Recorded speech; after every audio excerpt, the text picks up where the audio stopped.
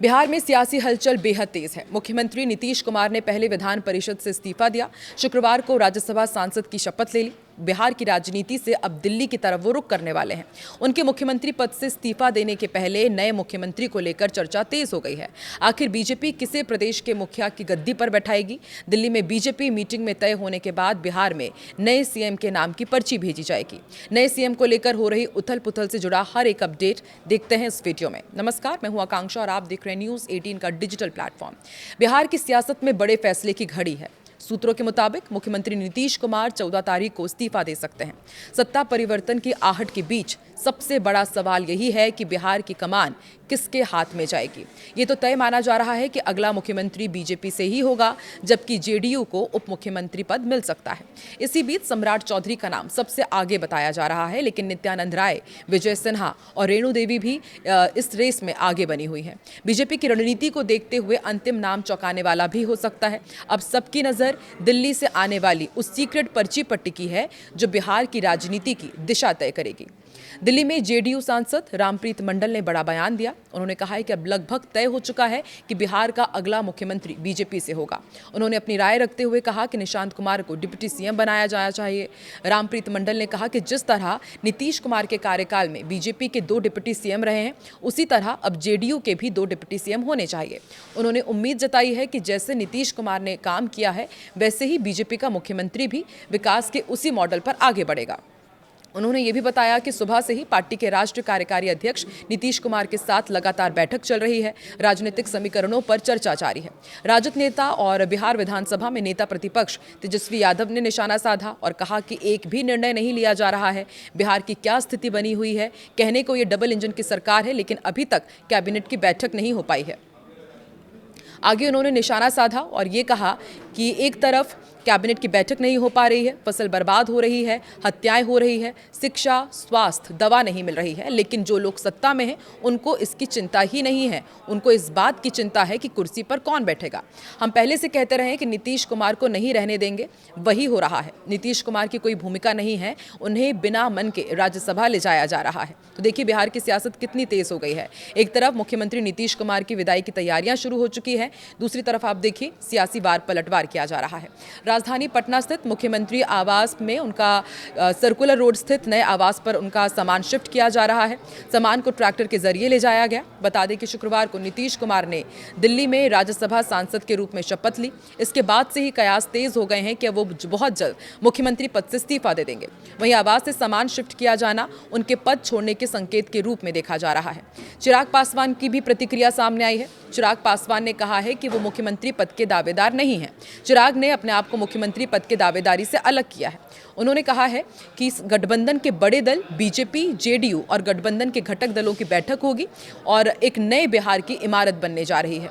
उनकी नींव नीतीश कुमार ने रखी है। जंगल राज से निकाल करके बिहार को वो बाहर लेकर आए हैं। नया चेहरा मुख्यमंत्री नीतीश कुमार की सोच और सबको लेकर चलने वाली सोच वाला होगा। सिर्फ चेहरा बदला जा रहा है, मंत्रिमंडल का स्वरूप वही होगा। संभवतः कुछ पुराने चेहरे बदलकर नए चेहरे आ सकते हैं, लेकिन जिस तरह सरकार का गठन पहले हुआ था, उसी तरह से नए नेतृत्व के तहत सरकार का गठन हो सकता है। बिहार ने नई सरकार के गठन पर केंद्रीय मंत्री चिराग पासवान का बयान सामने आया। उन्होंने कहा कि बातचीत निरंतर चल रही है, कई प्रक्रिया है जिसका पालन करना जरूरी होता है। मुख्यमंत्री ने राज्यसभा सांसद के तौर पर शपथ लिया है और उसके बाद बिहार में कैबिनेट की बैठक होगी। अंतिम स्वरूप तमाम चीज है और बहुत जल्द नए मुख्यमंत्री और नई सरकार का गठन बिहार में हो जाएगा। कोई तारीख पर चर्चा उन्होंने नहीं की, लेकिन उन्होंने कहा है कि बहुत ही जल्द इस प्रक्रिया को पूरा कर लिया जाएगा। इधर दिल्ली से पटना लौटते ही बिहार के सीएम नीतीश कुमार से नेताओं के मिलने का सिलसिला जारी है। इसी क्रम में जेडीयू के राष्ट्रीय कार्यकारी अध्यक्ष संजय झा नीतीश कुमार से मुलाकात करने के लिए पहुंचे। मुख्यमंत्री नीतीश कुमार के जाने पर नेता प्रतिपक्ष तेजस्वी यादव की प्रतिक्रिया सामने आई। उन्होंने कहा कि तंत्र और यंत्र से एनडीए ने बिहार में बहुमत हड़पा है, इसलिए ये लोग ऐसे बहुमत का सम्मान नहीं कर रहे हैं। चुनाव बाद से ही बिहार बिना स्टीयरिंग और बिना ड्राइवर चल रहा है। कहीं किसी की जवाबदेही ही नहीं है।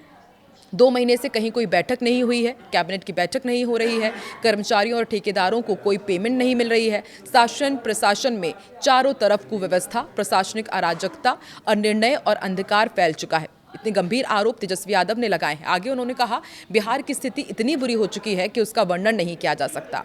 वहीं पटना पहुंचते ही नीतीश कुमार को लेकर सियासी हलचल तेज हो गई है। एक तरफ नए मुख्यमंत्री चेहरे को लेकर मंथन जारी है और दूसरी तरफ नए मंत्रिमंडल गठन की प्रक्रिया भी रफ्तार पकड़ चुकी है। आज सीएम नीतीश कुमार जदयू के वरिष्ठ नेताओं से मुलाकात करने के लिए पहुंचे, जिसमें मंत्रिमंडल के संभावित नामों और समीकरणों पर चर्चा के संकेत मिले हैं। जदयू की कोर टीम भी नए और पुराने चेहरों के संतुलन पर विचार कर रही है और सूत्रों के मुताबिक कुछ नए और युवा चेहरों को मौका मिल सकता है, जबकि अनुभवी नेताओं को भी दोबारा जिम्मेदारी दी जा सकती है। अब आपको बताते हैं कि बिहार सीएम की रेस में कौन कौन है।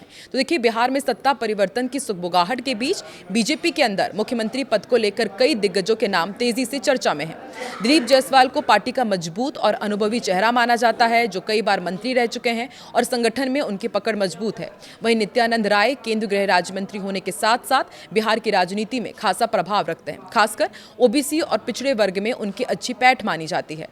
सवाल ये भी उठ रहा है कि क्या बिहार को महिला मुख्यमंत्री मिलेंगी। महिला और सामाजिक समीकरणों का ध्यान रखते हुए रेणु देवी का नाम भी काफी आगे चल रहा है। उनका नाम काफी अहम हो जाता है, जो पहले डिप्टी सीएम रह चुकी हैं और दलित और महिला वोट बैंक में उनकी मजबूत पहचान है। इसके अलावा संजीव चौरसिया अति पिछड़ा समुदाय के प्रभावशाली नेता माने जाते हैं, जबकि जनक राम भी पार्टी के सक्रिय चेहरों में शामिल हैं। इन सभी नामों के बीच अंतिम फैसला पार्टी नेतृत्व के हाथों में है, जो कभी भी चौंकाने वाला हो सकता है, जिसके लिए भाजपा जानी भी जाती है। अब तक कौन कौन बिहार के मुख्यमंत्री रह चुके हैं, ये भी आपको बताते हैं। बिहार की राजनीति में 1946 से साल 2026 तक कुल 23 अलग अलग नेताओं ने मुख्यमंत्री पद संभाला है। राज्य के पहले मुख्यमंत्री श्री कृष्ण सिंह थे, जिन्होंने 1946 से 61 तक लंबा कार्यकाल पूरा किया। इसके बाद अलग अलग दौर में महामाया प्रसाद, कर्पूरी ठाकुर, लालू प्रसाद यादव, राबड़ी देवी जैसे नेताओं ने राज्य की कमान संभाली। वहीं नीतीश कुमार बिहार के सबसे लंबे समय तक मुख्यमंत्री रहने वाले नेता बने हैं, जिन्होंने अलग अलग कार्यकालों में कुल 10 बार इस पद को संभाला है। इसके अलावा जीतन राम मांझी ने साल 2014-15 के बीच मुख्यमंत्री की जिम्मेदारी निभाई थी और अब साल 2026 में नीतीश कुमार के राज्यसभा जाने के साथ ही बिहार की राजनीति में एक नए दौर की शुरुआत मानी जा रही है। आपको क्या लगता है, जो नाम रेस में आगे चल रहे हैं उनमें से ही कोई सीएम बनेगा या फिर एक बार फिर से केंद्रीय नेतृत्व चौंकाने वाला नाम दे सकता है सीएम के रूप में? क्या लगता है आपको? कमेंट सेक्शन पर अपनी राय जरूर दें।